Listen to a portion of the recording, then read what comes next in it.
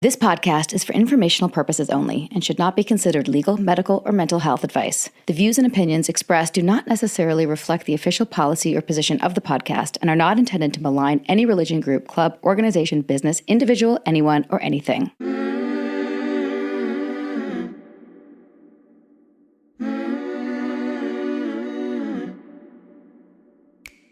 I'm Sarah Edmondson. And I'm Anthony Nippy Ames. And this is A little bit culty. Cults are commonplace now. From fandoms to fads, we're examining them all. We look at what happens when things that seem like a great thing at first go bad. Every week, we chat with survivors, experts, and whistleblowers for real culty stories told directly by the people who lived through them, because we want you to learn a few things that we've had to learn the hard way. For example, if you think you're too smart to get sucked into something culty, you might be prime recruitment material, and who knows, you could already be in a cult. If you're not aware of your programming, you're probably being programmed, so keep listening to find out. We'll talk about all sorts of topics on the show, but be aware, this podcast might contain stories that could be alarming to some of our listeners, so please check our show notes for more detailed descriptions and take care of yourself. Subscribe to our Patreon for Thursday bonus episodes, Q&A, and all sorts of exclusive content. That's patreon.com/alittlebitculty. Welcome to Season 7 of A Little Bit Culty. Sinking down to the depths of the ocean, hanging on to the wind of my love. If I let go of it all, I could leave. Welcome back, everybody, to A Little Bit Culty. This is officially the A Little Bit Extra Thursday bonus drop. Thank you to Heather Baker from British Columbia, Canada. Did you get your pink fanny pack? I hope you did. Heather made podcast history with that. She really did. She really did. And this is going to be a new hit, I think. With Greetings from the Cultiverse is another backup. But you get the idea. This is a little bit extra. We're going to have all sorts of bonus content here on the Thursday feed. Starting with a little update. Nippy, how was your summer in Canada? For people debating whether or not they should go to Vancouver, Canada, I think it's worth it to just fly there, walk off in the airport, breathe the fresh air, and then go home? I'd also suggest... Fortunately, I had 5 weeks. I'd suggest also going to the cold pools. Yes. Nippy and I, listen, every year I'm like, okay, I'm not going to pack my year and my summer. Sarah peed in the cold pool. I did not pee Ace in the cold. I did not. Nobody pee. Where is this coming from? Ace peed in the cold pool. Nobody. He told me. He came up and whispered it in my ear. He's like, Dad, I peed in the cold pool. Now the warm pool. So the Lynn Valley cold pools is one of our favorite things to do. I tried to not overpack my schedule, but we ended up doing so many things. Theater Under the Stars, Bard on the Beach, saw Paul Simon concert. Mushrooms. A lot of mushrooms. I didn't do a lot of mushrooms. I did mushrooms for the first time in 10 years, and not for me. I still love them. Microdosed. Not for me. Microdosed. Not for me. What else did we do? We saw so many friends and family. We call it quality time. We had very good quality time and sauna. A lot of healing. A lot of yoga, a lot of long walks on the beach. Introspection. A lot of incredible restaurants. A lot of double dates with friends. Speed work with my boys. Hornby Island for the last week, which was a total treat for me, as you probably know. Are we in the same conversation? I think so. What was the highlight for you of Hornby Island? What do I like about Hornby Island? Beach, of course. A lot of beach. Hallowell. Yeah. A highlight for me was going to the farmer's market, which, as you know, is a big deal for me anyway. But this one's very special because it's in the woods and it has sort of like this magical fairy element. I got to witness where Sarah's entrepreneurial spirit was born. That's right. I don't want to say I invented the Hornby Island Farmer's Market, but I was definitely one of the first craftswomen. Especially under 10. Under right? 10. Well, no, I was like I was preteen and then at like 16 years old. What was your first business? Penny Weaver and I, shout out to Penny, did hair wraps, $1 an inch. $1 an inch. Huh? Yeah, and friendship bracelets and hemp necklaces. We made a lot of money that first summer, and now I see kids doing it, including the daughter of Josh Block, who did the Escaping NXIVM podcast. She was keeping, I passed the torch to her. That feels like our new year. She did it on her own accord. Yes, it is. It's like something we do no matter what every year. We love it. The Seabreeze Lodge, shout out to them, is an incredible place to go if you don't want to camp, which I certainly do not. Shout out to Jack for the Jello shots. not Jello shots. What were they? Oh, They were no. watermelon Yeah. smoothies with vodka and lemon and salt. Thank I you, only had Jack. 2 of them, though. And Sierra and the whole gang, Carlin, the whole gang at Seabreeze for making it a very special summer. Some of you do listen, so this is a shout out to you. What else? Book update. Book update. Okay, so for those of you who pre-ordered, thank you. That is fueling us to cover these self-publishing costs. Here's what's going on. We gave it to an editor who knows nothing about cults, which was a very good idea because she was reading it and had some questions and is suggesting a bit of a restructure. It's written, it just needs to be restructured and sort of recrafted. And made better. And in my made better. opinion. It's definitely going to be better. It's going to be tight. But $1 it an will it will be delayed somewhat, hopefully ready for Christmas as a stocking stuffer. A rather large stocking Yeah, stuffer. it might be. Either way, thank you for your patience. Yes, it is thank coming. you all. We appreciate it. You helped make this rad. Yes. Well, what other updates? Oh, okay. So Patreon? Oh. we found. Let's pull our audience on this one, I think. About Let's just what? pull what we should do because we got some stuff to drip. Well, we found a treasure trove of USB sticks motherlode. of like certification exams and forums and sound clips and Wait, we got legal stuff too. I've got modules. I think the reason we canned it is because legal stuff. Don't you guys want to? What do you guys want to see? Well, we're gonna put let's some, check. We're gonna put some special things on Patreon and share some other things with you on the main feed. But just know, for all you NXIVM nerds, it's gonna be fun. And speaking of NXIVM nerds, this is also something for you. This particular episode is something that we shared on Patreon last year, but it was a big hit. It is with 2 ex-members of NXIVM who've never really been that public about their time. One of them is named Bron, and he will share his story with They are NXIVM. siblings. They're siblings. The other one is Denai, Bron and Denai Johnson. And Denai was one of my slaves. I hate that word. Yeah. And actually, I never recruited her. You'll hear her story. It was Lauren who did, but you'll hear how that happened. But yeah, that's something that I think for And they're doing great. they're doing great. They have their own podcast. Called Hot Johnson. Go over at Hot Johnson on Instagram. I checked it out. It's very positive, looks very good, and they're up to some. Yes, and season 3 of the Hot Johnson podcast drops this September. Lots of interesting conversations of health and wellness. They've continued on in the personal development space, which is, as you know, I've stepped away from. So Oh, interesting. you're not still teaching? No, I'm just saying it's something I have been kind of allergic to, and I'm glad know, that they're me too. not, because I think that they're actually really good. Like Denai is a counselor and a nutritionist. She's launching some new programs, and Bron as well is on a mission to help people break free from their past to build healthy, deeply fulfilling relationships. So those are things that kind of like overlapped with what we used to do, and I'm really glad that they're still doing it because I think that, you know, once that's part of who you are, it always is. I guess Yeah. we're just taking the kind of cult lane, and they're taking this other lane, and Check them out. check them out. Hot Johnson very good people, too. podcast, and enjoy this conversation from last summer. And know that we love you and we appreciate you, and we're ready to get back in the saddle with some incredible guests for this fall. $1 an inch. Till next time.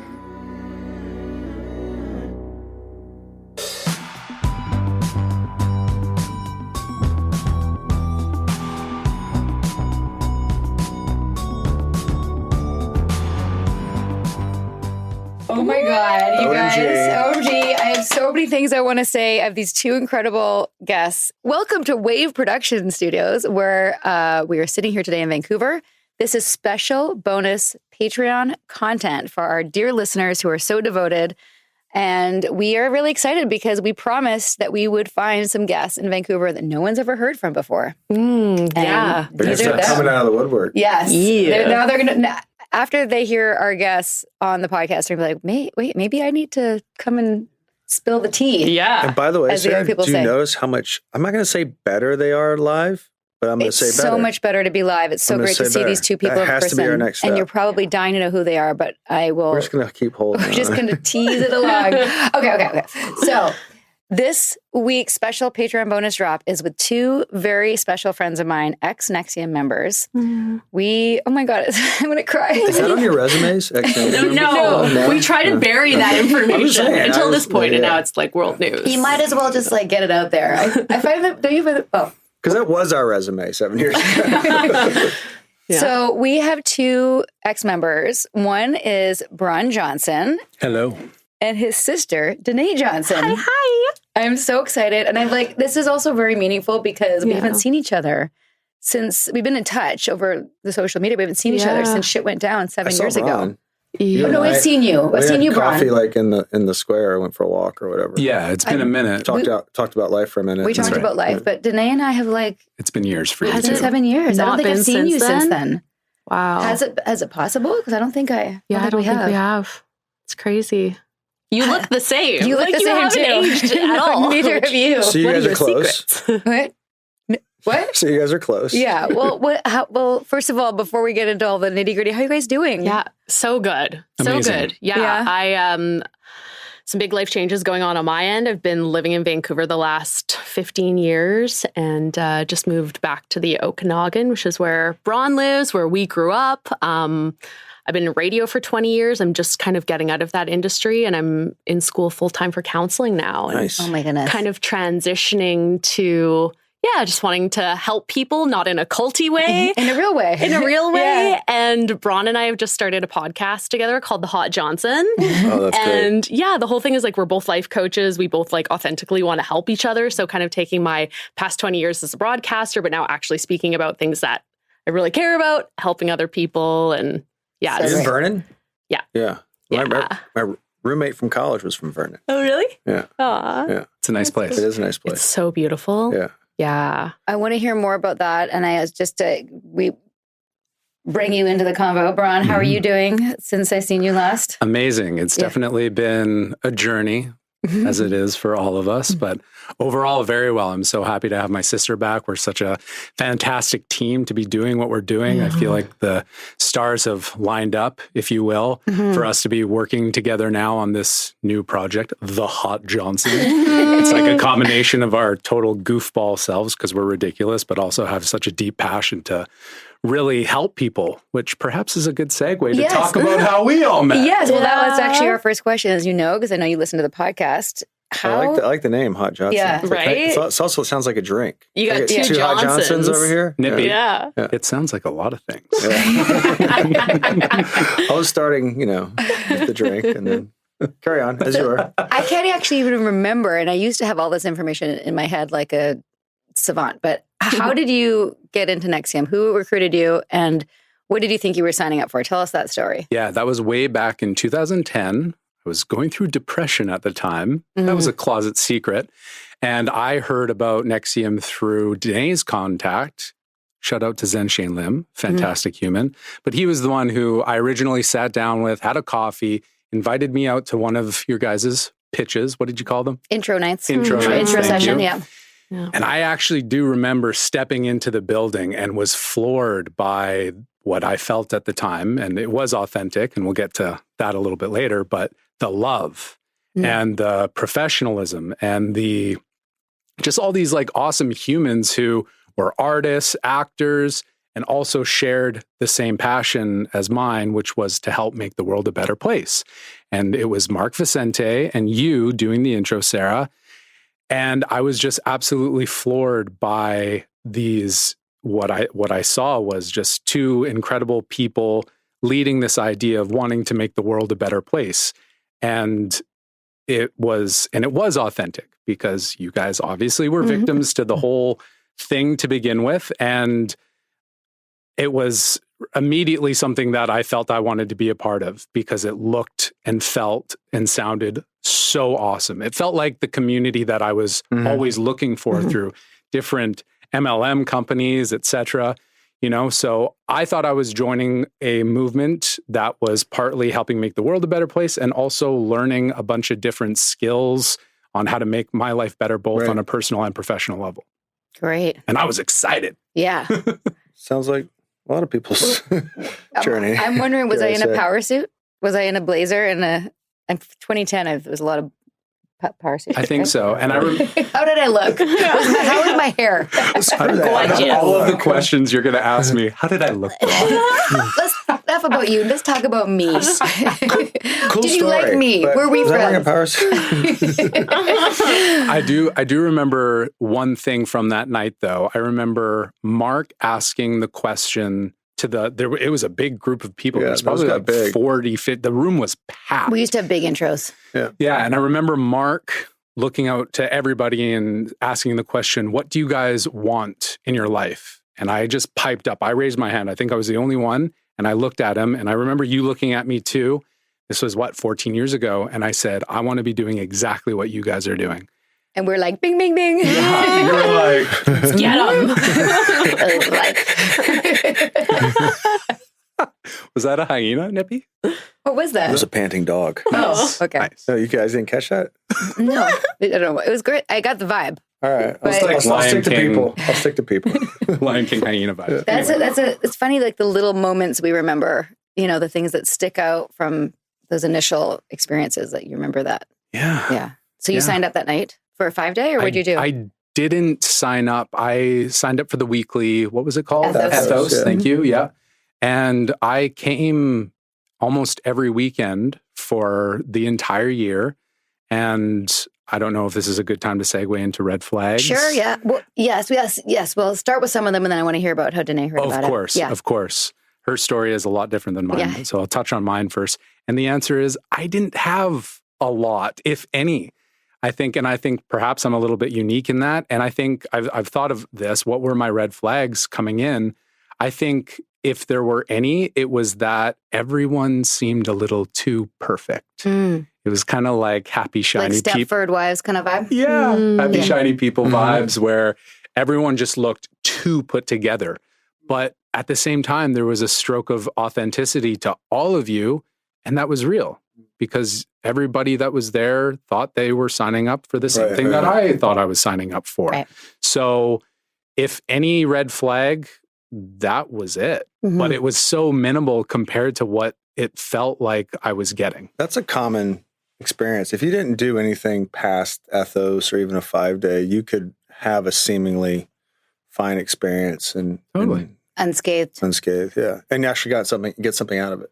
And Totally. Did you end up doing an 11-day or if any intensive? You never did intensives. You I only never did did. ethos. Yeah, Oh, no, okay. eventually You I dodged a left. bullet then. Well, Yeah. I left the company. Actually, that's not true because if you remember, Nippy, I left the company and came back 4 years later and I joined SOP. That's right. I did the Yeah. SOP weekend, which stands for Society of Protectors. Protectors. Hey-o. Red flag.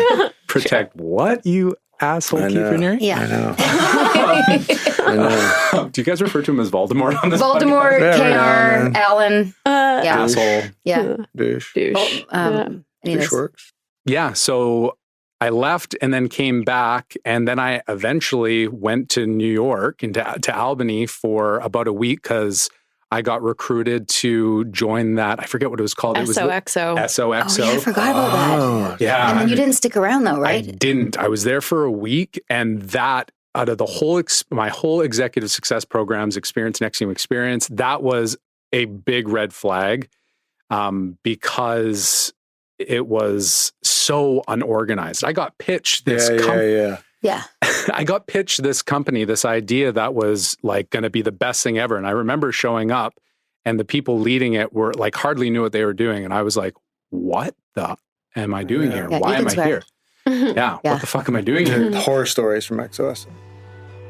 This podcast wouldn't even exist without our amazing, supportive, generous patrons. Come find us on Patreon. We are at patreon.com/littlebitculty. Go there for bonus episodes, live Q&As with past guests, exclusive content, and lots of other goodies. Subscribe now and help us keep this podcast going. That's patreon.com/littlebitculty. And now, a brief message from our Little Bit Culty sponsors. And remember, when you support our sponsors, you're supporting this podcast.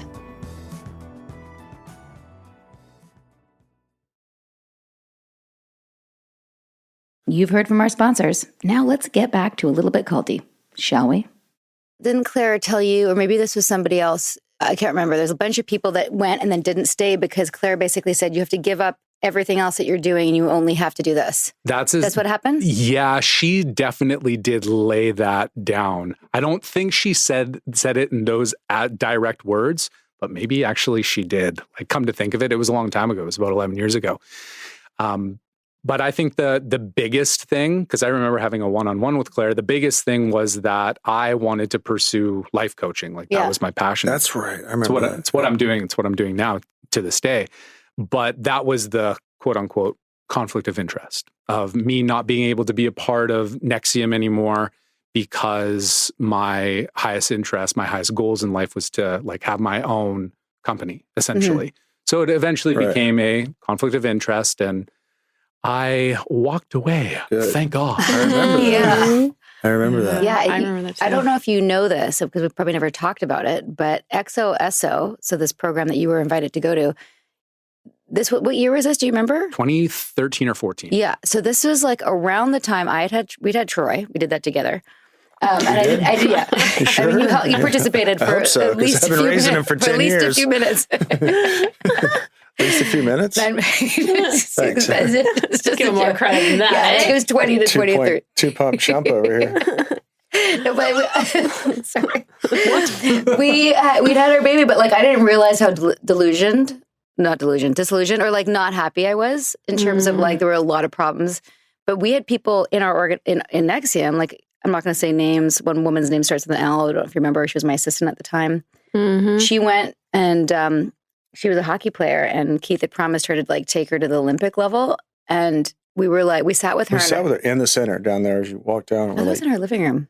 No, It doesn't matter. I told her at the center. Okay, and I think I told her in our living room, Do not go to Albany. and don't go. And like, if you are going to go, get it in a writing first. What's the contract? What's the contract? Yeah. Right. I remember you Yeah. saying that to me. Right. And I was so weirded out by that too, because you were laying down vibes of being concerned about the company. And that was the first time I've ever heard. Absolutely. So I think it's actually when you look at like when things start to break, He was 14. we were recognizing people that went to Albany end up staying there and not pursuing any of their goals, any of the things they want, and coming back sometimes broke, and they were miserable in Albany. And we were at the point like, Don't go to don't Albany. go to Albany. We also, we had to be discreet about that because we would have been in trouble for being anti-tribute, anti-Keith, whatever the We fuck took that shit is. for that because someone found out I said that to someone. And Yeah, so we had to gave me be shit. And I was discreet. like, yeah, well, people go, We that's didn't- where dreams go to die. Yeah, Albany. like we didn't know what was going on behind closed doors. Like even we just knew that like people, and also selfishly, separate from all that, I didn't want these coaches that I'd raised to like 2, To spend 3 stripe time on, level to leave because they weren't coming back. I didn't know they weren't coming back because they were either joining the inner circle and having sex with Keith, or just like getting involved. I know. Ugh. Nausea. Yeah, going into some,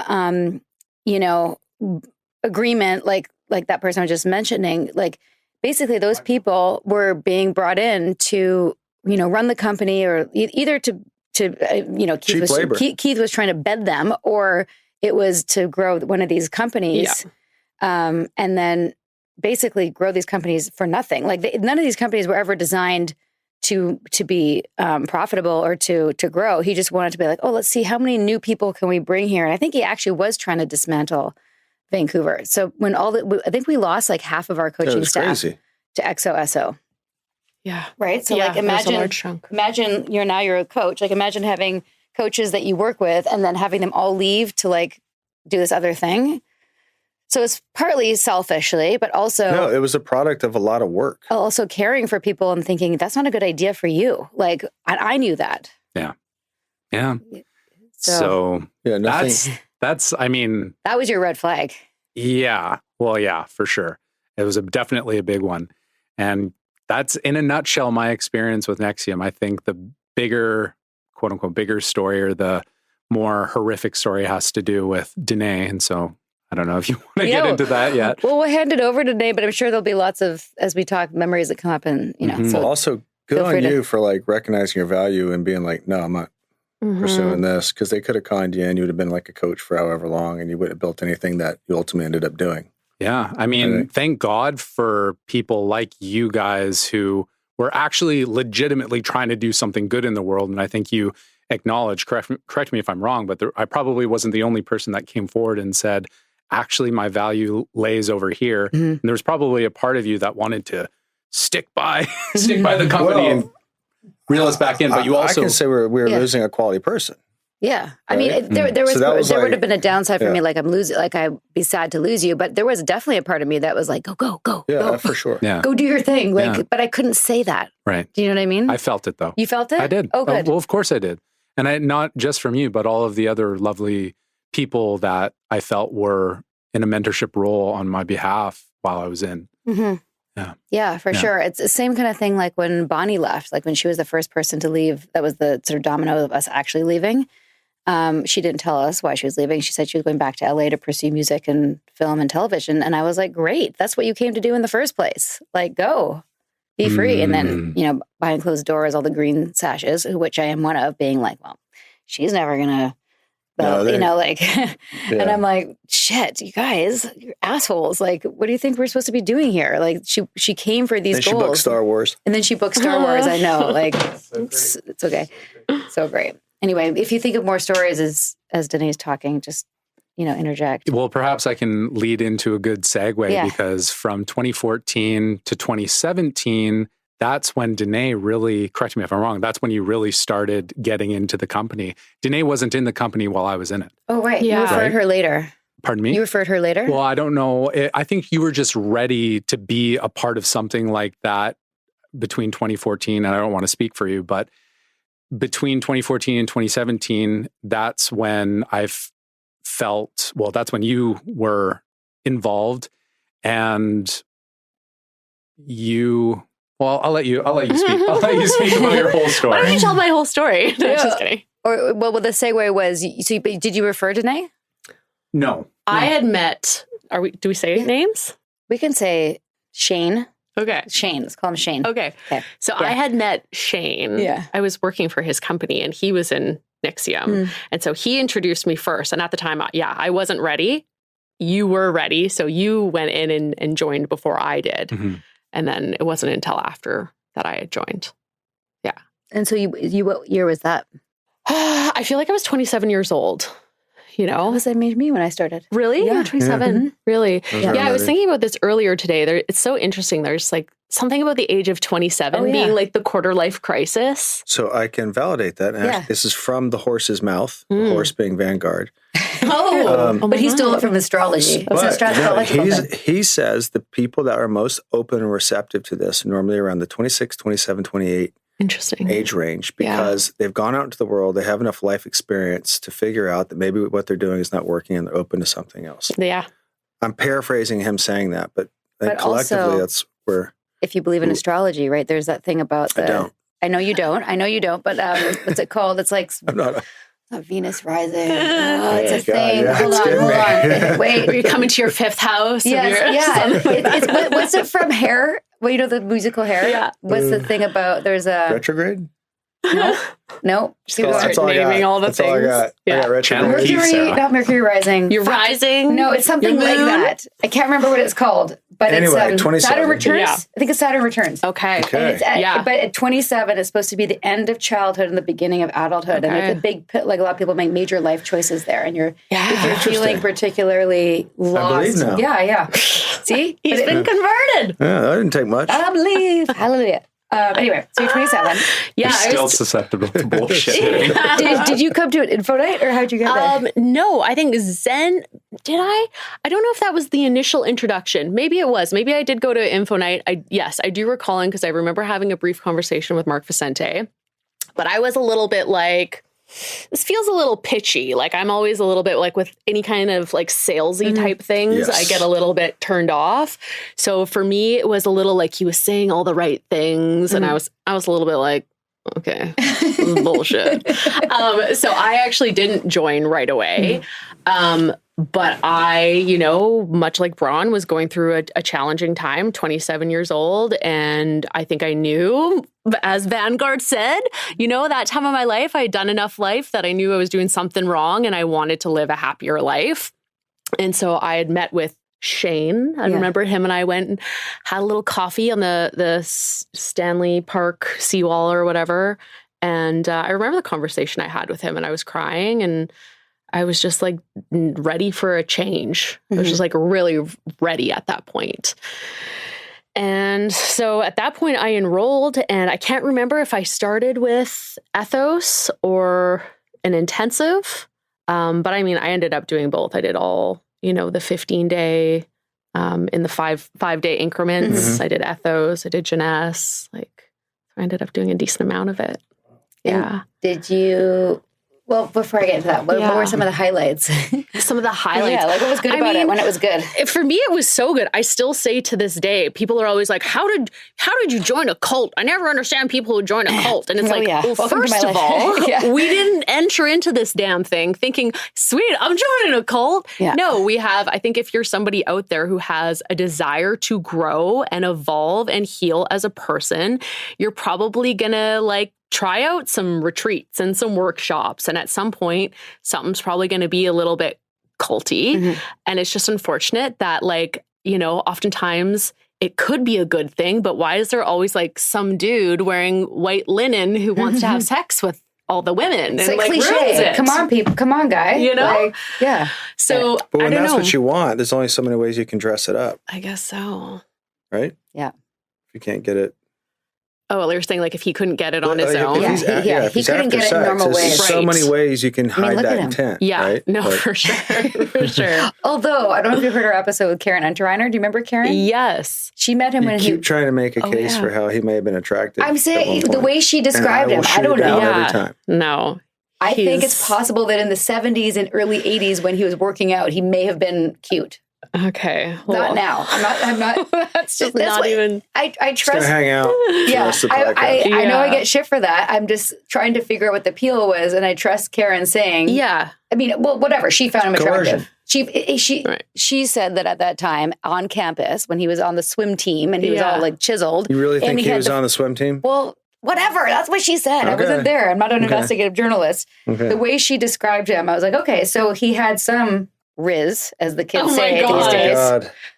I just used Riz properly in a sentence. Good job. Good. Sidebar, skibbity toilet, whatever Oh, the fuck. no. Yeah, I know. I have a 10-year-old and I've got all that. Do you know about all No, we this? have a Yeah. 5-year-old who's just like, Our 5-year-old, if I bring him ice cream unexpectedly, goes, yes, queen, slay. Okay, that I do love. Yeah, I know. That It's pretty, I am in favor it's of. pretty cute. I don't know what that the queen. means. Yes, queen. Yes, queen. For more background on what brought us here, check out Sarah's page-turning memoir. It's called Scarred, The True Story of How I Escaped NXIVM, the cult that bound my life. It's available on Amazon, Audible, and at most bookstores. Highly recommend, of course, because she's my wife. And now, a brief message from our Little Bit Culty sponsors. Remember, when you support our sponsors, you support our podcast.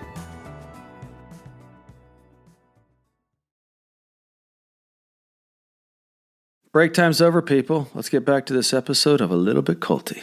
It's a good one. Going back to Yeah. to that, I mean, I still to this day tell when they're like, "Oh my God, you joined a cult." I'm like, "Yeah," and it was actually one of the best things I experienced in my life because I think, as you guys have talked about, it's like the curriculum Keith didn't create. No. He didn't invent. He had just stolen it from other, self-development, healing, whatever you want to call it, practices and things. Packaged it. And packaged it. Yeah. So he didn't invent any of it. He took legit things and created a template where we could go through classes, school. I kind of refer to it as like a self-development school. Yeah. And for me, those tools that he packaged were incredibly profound. And I know Bron and friends, people who saw me, because I spent a good chunk of years in NXIVM doing a decent amount of the curriculum. It changed me for the better in so many ways. I feel like I grew as a person in so many ways. And till this day, I've been I've been into self-development and stuff since I was a kid. I've been in counseling since I was a kid, and I'm in school for counseling now. Still to this day, I will say some of the things that I experienced in NXIVM were some of the best self-improvement, self-healing things for me as a person. I evolved so much. I'm so happy to hear that. Yeah. It always makes us feel better. Oh, You know? yeah. I can totally vouch for that, not Yeah. only for Denai. I remember when you were going through the curriculum, I saw a massive, and to this day, I remember what you were like before that and what you were Totally. like after. Hot mess. I was just so emotional. Yeah. Like I just had no logic. I didn't know how to have any sense of control over my Wow, emotions. And so I just really was allowing, I'm a double Cancer, going back to astrology. Yeah. Yeah, same actually. Are you? Yeah. Really? Yeah. Wow. Yeah. It's emotion. There's a lot of emotions. Yeah. So it gives you like an emotional vocabulary, right? Yeah, and just like realizing I can control my emotions. I used to I think really be at the whim of them and they ran my life. Whereas like NXIVM, because it was, a bit of a scientific method, really helped me, I think, bring in a little bit of logic, which really helped balance my emotion and my logical self. Game changer difference. So yeah, I think the biggest takeaway from that is like, for anybody who's listening and is like judging, it's like, Keith didn't create this stuff. These were legitimate, once again, exercises, trainings that he took from other places that are credible. And they were profound and life-changing for me. Agreed. And also, it's like you guys always say, no one joins a cult. No one joins a bad thing. They're joining something that's pitched to them. And a lot of it is legit. You can't Totally. have a successful organization unless there's legitimate good stuff. Right. And I remember something that Keith said that I still say to this day, because it's actually a good piece of wisdom, is that the worst lie is when it's wrapped in truth. Isn't it the best lie? The most Most effective. dangerous. Most Most effective effective lie. lie. Most dangerous. Yeah. The most Yeah. dangerous lie is when it's Yeah. When it wrapped has in truth. hints of truth. Yeah. So Right? you can rationalize and be like, yeah, that makes sense. I know that to be true. And that's exactly, obviously, we all know this. That's exactly what the company was. Yeah. It was wrapped in so many really good things, let alone the community that was Vancouver that was so fantastic. The curriculum, like Denai said, yeah. on the outside, it did a lot of good for myself as well. Totally. I still, honestly, I really miss it till this day. Yeah. But I mean, as you guys said, like, we were just in Vancouver. Yeah. And I feel like I didn't, You never went to Albany. I did for V Week Okay. once. Yeah. But I feel like we were in a bubble in Vancouver and we didn't get exposed to a lot of the crazy culty Yeah. shit No, that you're was right. going on. Absolutely right. Yeah. So I don't feel like I was like as affected and brainwashed as a lot of those people were. I just miss being a part of a community. Like, where can you go nowadays to find a group of people who are like, hey, this is what I want to build in my life. This is what I want to be. These are my goals. These are my dreams. Let's come together every weekend, mastermind, work on like our limitations. Like, I achieved some of the coolest things in my life because of that time period. And just having other people to do that with, like, I don't have that in my life now. I'm so proud. Right. I feel so proud of that, don't you? Like, Yeah. and I miss that too. I miss the I miss regular. doing it. I miss the goals lab. Yeah. That's what I'm talking about. Yeah. Like, Goals Lab was That my was- favorite. Yeah. I loved it. I have a question for you two. Do Yeah. you guys talk at all on your podcast about the positive aspects? yeah. You do? Yeah. I haven't Yeah. heard, People- I haven't listened to every episode. Yeah. People but- chime in. I mean, Yeah. it hasn't been the focal point, but people have asked us, and we've answered them on social media, and like, this, and this. Mhm. I mean, there are aspects of it, that I like that goals, just that accountability. Totally. And also, we ask other It's people, normally- like when we have someone on our pod, we try to also elicit, like, if they're talking about their cult, what was good about it. Right. And sometimes people get confused, listeners get confused, and I've been called out on this, that I'm trying to like make it okay. And that's not my intention at all. It's my intention is to show what some of these things can look like so that you can spot the red flags. Like, is it too good to be true, actually? You know what I mean? And so important. right. So Yeah. like, not to say that all communities where people are coming together to work on their goals and like-minded, but everything you just said is a cover for, a sex cult, is just know that there's, if there's all of these good things, be mindful of be mindful. Oh, that's such an NXIVM word.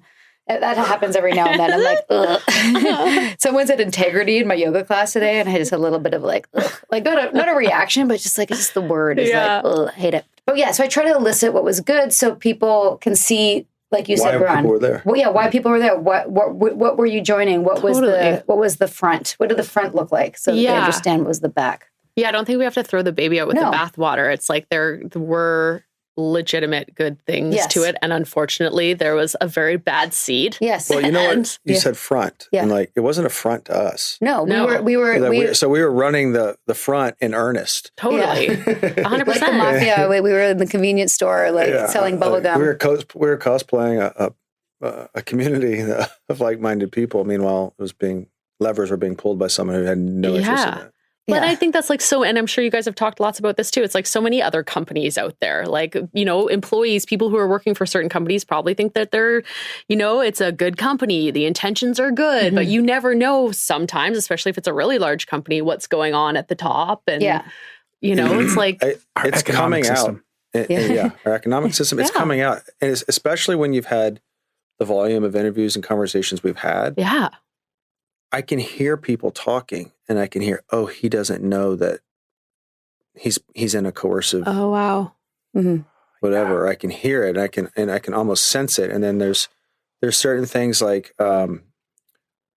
my like hot interview that I love is the one we did with Rob Copeland about Ray Dalio. And if you look at like what he's done at Bridgewater, he's one of the biggest hedge funds in the world, $182 billion at one point.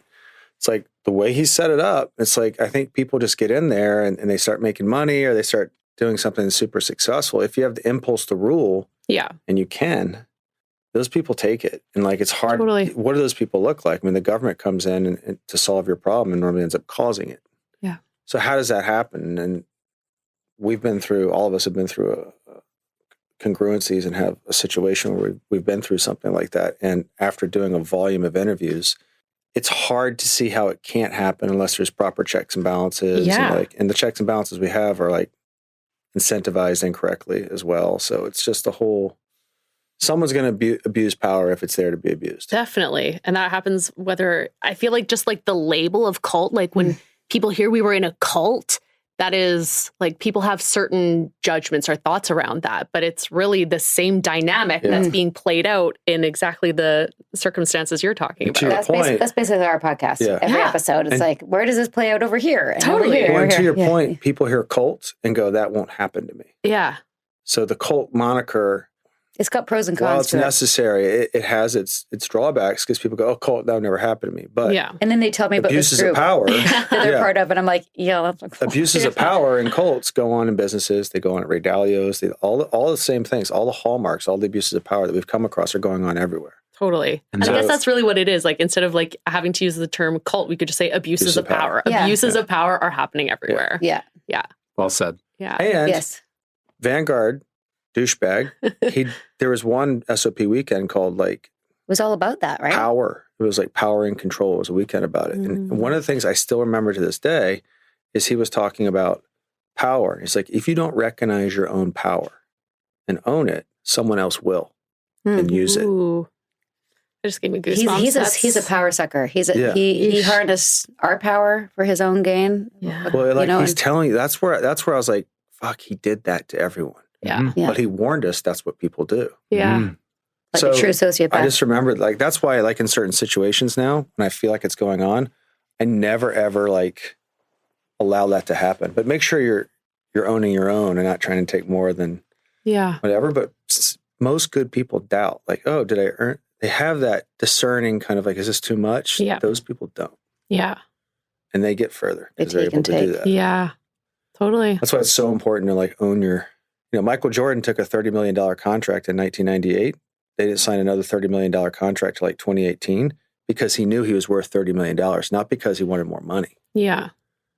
That's the psychology. He's like, no, man, this is what I'm worth. You're making this, this, and this. It's like, I don't need the money, but neither do you. And I'm worth $30 million in 1998. And you're going to pay me. And that's someone knowing their value. So that's why when they bang on these athletes and stuff like that, like, hey, man, these guys are like the 1% that have an opportunity to sign these contracts. Why wouldn't they do it? They know their value. They know their power. Yeah. And that the measurement of that is the dollar. So it wasn't in our organization. It was Totally other arbitrary. things. It's decided by Claire arbitrary, Bronfman. and then so that's what made the whole thing chaotic too. You saw certain people getting promoted in certain ways, certain people getting benefits that weren't as talented as other people. Yeah. And it was certain people. But you guys didn't see any of that weird Albany stuff, except for V Week, which I wanted to circle back to. What was your V Week? Did you ever do V Week? I did not know. Oh, you really missed out. You actually did. V-Week was fun. The V Week was fun in the beginning. Yeah, and we then it went worked downhill. out. We would have gone for a car ride, smoked a doob, gotten Dunkin' Donuts, come back, jumped in the lake, done the science experiments. Hit on some hung out. girls. No, I didn't hit on girls. I was in love with you for the entire time. Oh, yeah. Okay. I didn't hit on any girls. It's like what Bron could hit on some girls. Brian, you probably would have. Or boys, whoever you're interested in, I don't know. Bron Johnson's holding court on the porch. Oh, damn. Come through. So what was V Week like? Do you have any stories?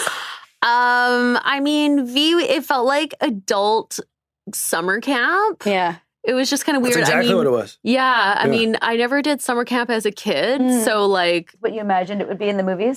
I guess so. It just felt kind of weird for me. But I mean, I did have a really positive experience with the performing arts. Oh, what'd you do? That's right. I sang. Oh, that's and like right. worked with Lauren. That's like how Lauren and I got close. Oh. Was she was like coaching me through that. Yeah. And yeah, I mean, I had so many one-on-one Grooming you. experiences with Lauren and Nancy. Like Nancy and I connected a lot then.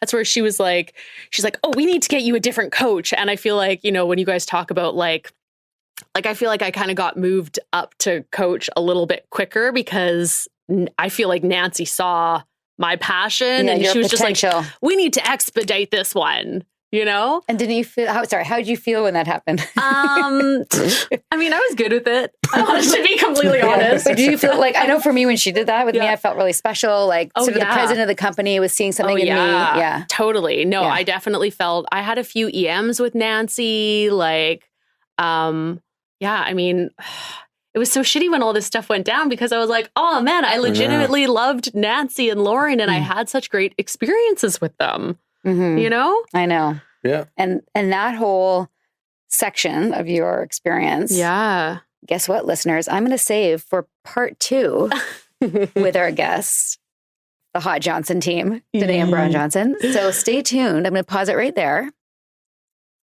for this episode. We'll see you next week.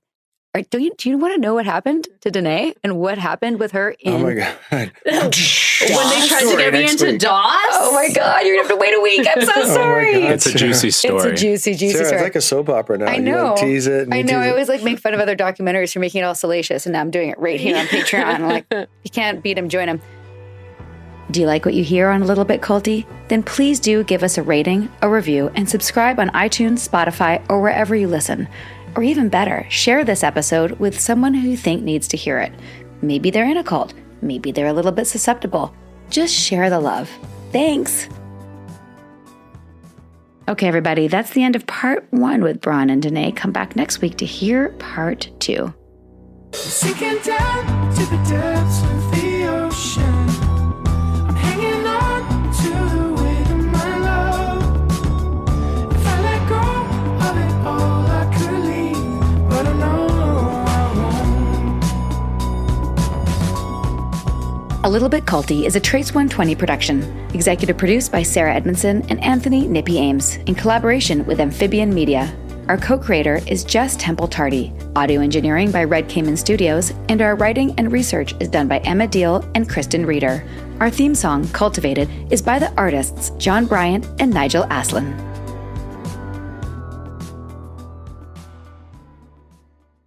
Mr. Gecko, you're a huge inspiration to us all, but who was your muse? My dear old Nan. She would tell me, always remember to be true to yourself and to use that fast and friendly claim support on the Geico app. I follow her advice to this day. Get more than just savings. Get more with Geico.